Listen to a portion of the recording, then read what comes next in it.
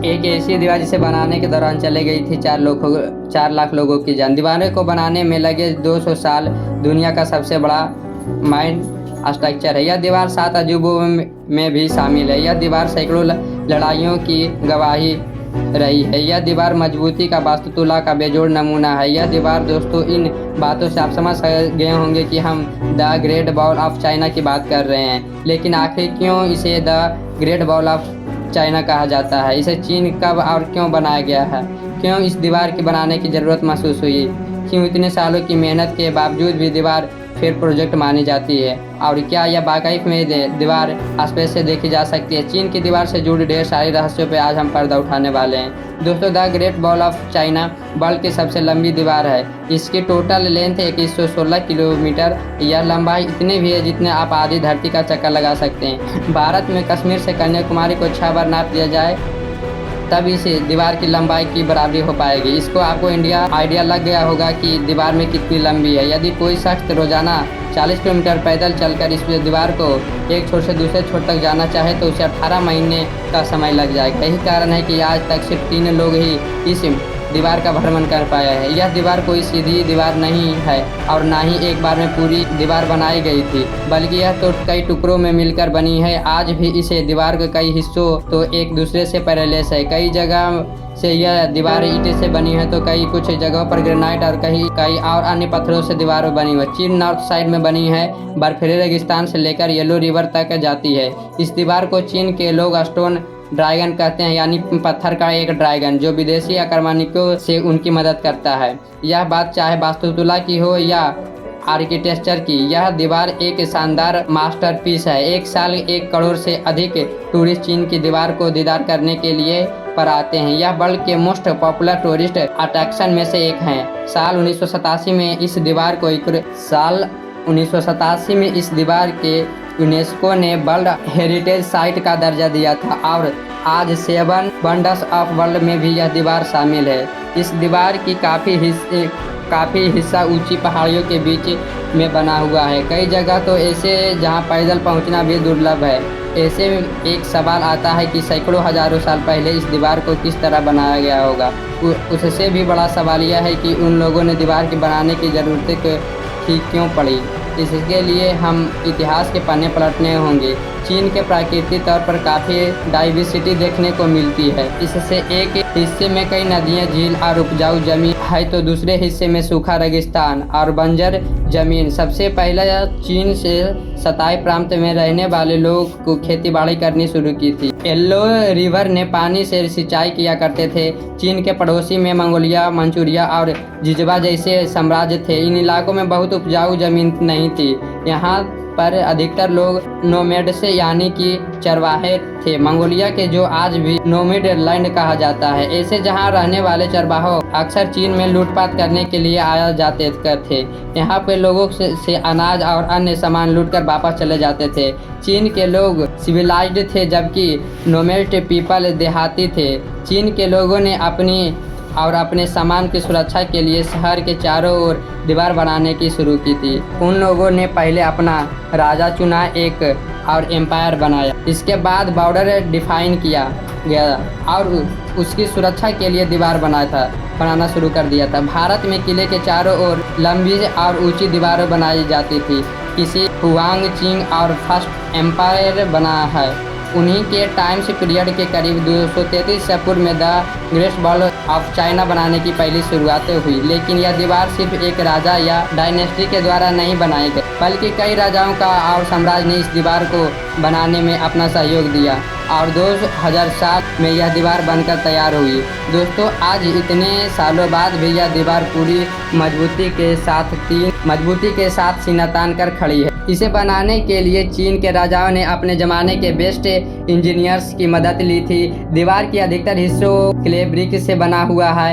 यह ईंटों ऐसे ही थे जैसे कि आज हमारे घरों बनाने के लिए इस्तेमाल की जाती है। मिट्टी से ईंटें बनकर उनके घंटों तक भट्ठी में पकाया जाता था, उससे वह मजबूती हो जाता था। लेकिन ईंटों का साइज आज की ईंटों के मुकाबले 4 गुना अधिक। दीवार खड़ी होने से पहले नींव भरी जाती थी और यह नींव ग्रेनाइट पत्थरों से भरी जाती थी। दीवार से बाहर हिस्सों में चिकनी ईंट लगाई जाती थी, जिससे कि कई आक्रमणिकों ने इन दीवारों पर चढ़ने की गुस्ताखी न कर सके। ईंटों को चिपकाने के लिए लाइमस्टोन और चावल के पेस्ट का मिश्रण तैयार किया जाता था। पूरी दीवार बनाने में 500 मिलियन ईंटों का इस्तेमाल हुआ था। ऐसे में आप अंदाजा लगा सकते हैं कि कितने टन चावल का पेस्ट भी इसमें लगा होगा। चीन की दीवार की एवरेस्ट ऊंचाई 23 फीट है और चौड़ाई करीब 21 फीट है। कुछ जगहों पर इसकी ऊंचाई 9 फीट है तो कई जगहों पर यह 35 फीट तक पहुंची है। चौड़ाई इतनी है कि एक साथ 10 पैदल सैनिक या 5 घोड़े सवार सैनिक इस पर दौड़ सकते हैं। दीवार के दोनों ओर रेलिंग यानी कि बाउंड्री बनाई गई है, जिससे सैनिकों नीचे ना गिर सकें। यह दीवार यदि आप ध्यान से देखेंगे तो जगह जगह पर इसमें आपको होल्स नज़र आएंगे। यह होल सैनिकों के लिए बनाए गए थे। उन होल्स में से ही सैनिकों दुश्मन सेना पर तीर का बौछार करते थे। तोप और बंदूक गोली भी इसमें से लगा दिए जाते थे। इसके अलावे हर 100 मीटर की दूरी पर वॉच टावर भी आपको देखने को मिल जाएगा। इन वॉच टावर के ऊपर चढ़कर सैनिकों दुश्मनों पर नज़र रखते थे। यदि दिन के समय कोई खतरा महसूस होता था तो सैनिकों झंडा फहरा देते थे और रात के समय आग लगाकर सिंगलन देते थे। वॉच टावर के नीचे एक कमरा होता था जहां 25 सैनिकों रह सकते थे। सैनिकों खाने और आराम करने के यहाँ आते थे। पूरी चीन की दीवार ऐसे 25,000 वॉच टावर आपको देखने को मिल जाएगा। यदि कोई दुश्मन नज़दीक आता या फिर दीवार पर चढ़ने की कोशिश करता तो सैनिकों उस पर बड़े बड़े पत्थरों को फेंक देते थे। थोड़ी ऊंचाई देखने के यह दीवार किसी सांप जैसी लगती थी। एक और बात तो शायद आपने भी बचपन में सुनी होगी, वो यह है कि यह दीवार स्पेस से भी दिखाई देती है, लेकिन असल में इस बात पे कोई सच्चाई नहीं है। अंतरिक्ष से या चांद से चीन की यह दीवार नज़र नहीं आती। अगली बार अगर आपको कोई यह कहे तो उसे आप सच बता सकते हैं कि इस दीवार के अंदर कई खुफिया सुरंग और दरवाजे भी बने हुए हैं। यह रास्ते सिर्फ चीन के सैनिकों को ही पता थे। इनसे वे एक जगह से दूसरी जगह बहुत कम समय में पहुंच सकते थे। कुछ हिस्टोरियंस का ऐसा भी मानना है कि इन गुफाओं दरवाजों से सैनिक मंगोलिया में प्रवेश करते थे और वहां पर लूटपाट कर वापस आ जाते थे। इस दीवार को बनाने में करीब 20 लाख मजदूरों ने अपना योगदान दिया। मजदूरों के अलावा हजारों घोड़े, गधे और अन्य जानवरों पर लादकर यहाँ तक का सामान लाया जाता था। इस दीवार को दुनिया का सबसे बड़ा कब्रिस्तान भी कहा जाता है, क्योंकि दीवार को बनाते समय ही लाखों मजदूरों की जान चली गई थी। कुछ थकान के कारण, कुछ भूखमरी के कारण तो कुछ एक्सीडेंट में मर गए थे। दीवार बनाते समय कई मजदूर पहाड़ी से नीचे गिरकर अपनी जान गंवा दी थी। तो आंकड़ों के मुताबिक 4 लाख मजदूरों की मृत्यु इस दीवार को बनाने में कितने समय हो गई थी और उन मजदूरों के पास के शहर तक भी नहीं लाया गया था। दीवार के बराबर के ही गड्ढे में खोदकर मजदूरों की लाश को दफन कर दी गई थी, इसलिए इसे सबसे बड़ा कब्रिस्तान भी कहा जाता है। दोस्तों, इस दीवार को बनाने का मेन मकसद था सिर्फ दुश्मनों को एंट्री पर रोक लगाना नहीं, बल्कि प्रसिद्ध सिल्क रूट की सुरक्षा को देखते हुए भी यह दीवार इम्पोर्टेंट मानी जाती है। सिल्क रूट पर जो व्यापारी सामान लेकर ट्रेवल करते थे उनके बीच में ही लूट लिया जाता था। उस समय दुनिया भर में सिल्क की डिमांड काफ़ी अधिक थी। सिल्क रूट से व्यापारियों की सुरक्षा को भी ध्यान में रखते थे हुए भी यह दीवार बनाई गई थी। इस दीवार को बनाने में मजदूरों के साथ जेल में बंद मुजरिम, आम लोग, सैनिकों और फोर्जड लेबर को भी काम में लगा दिया। काम जल्दी खत्म होने के लिए कई राजाओं ने तो मजदूरी पर भी खूब जुर्म और अत्याचार किए। दिन भर उनसे काम करवाने के बाद भी पेट भर खाना भी उन्हें नसीब नहीं होता था। इस दीवार को बनाने वाले राजाओं का नाम भले ही इतिहास के पन्नों में दर्ज है, लेकिन राजाओं और डायनेस्टी में इस दीवार को बनाते बनाते कंगाल हो गए थे।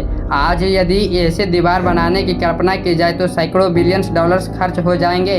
इसके बाद भी इतने मजबूत दीवार बन नहीं पाएंगे। कोई गारंटी नहीं है कि ऐसा दीवार बन पाएगा। हैरानी की बात यह है कि इतनी खूबसूरत और बड़ी दीवार होने के बाद भी यह एक फेल प्रोजेक्ट मानी जाती है। कई इतिहासकार चीन के इस दीवार को व्यर्थ बताते हैं कि ऐसे इसलिए क्योंकि इस दीवार के बनने के बावजूद मंगोलिया और विदेशी आक्रमणिकों ने चीन पर हमला किया। यह दीवार उन आक्रमणिकों को रोकने में कामयाब नहीं हो पाई।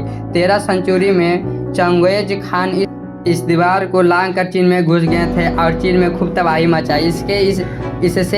इसके बाद इस दीवार को दरारा और बढ़ा दिया गया। साल 1550 में मंगोलस ने एक बार चीन की यह महान दीवार पार कर ली थी। बीजिंग और अन्य प्रांतों में खूब लूटपाट तबाही मंगोलों ने मचाई। असल में मंगोलों ने चरवाहे हमेशा से ही निडर और बहादुर लड़ाके रहे हैं। साल 1644 में मांस कबीले ने लड़ाकों को चीन में एंट्री और तख्ता पलट कर दिया। इसके बाद चीन में मिंग डायनेस्टी का राज्य खत्म हो और की डायनेस्टी ने कब्जा कर लिया, जो कि 20वीं सेंचुरी तक जारी रहा। इस डायनेस्टी के दौरान मंगोल भी चीन का एक पार्ट बन गया था, और क्योंकि मंगोल से एक खतरे से बचने के लिए दीवार बनाई गई थी, तो ऐसे में यह दीवार पूरी तरह से वेस्ट हो गई थी। वर्ल्ड वार 2 में चीन की इस दीवार की महत्वपूर्ण भूमिका देखने को मिली। यहीं पर चीन अपने सोल्जर्स को ट्रेनिंग दिया करते थे। इसके अलावा जापान की आर्मी को रोकने में इस दीवार ने काफ़ी मदद की। ऐसे में इस दीवार की पूरी तरह से व्यर्थ भी नहीं कहा जा सकता। आज यह दीवार दुनिया भर के पर्यटकों के लिए आकर्षण का केंद्र है।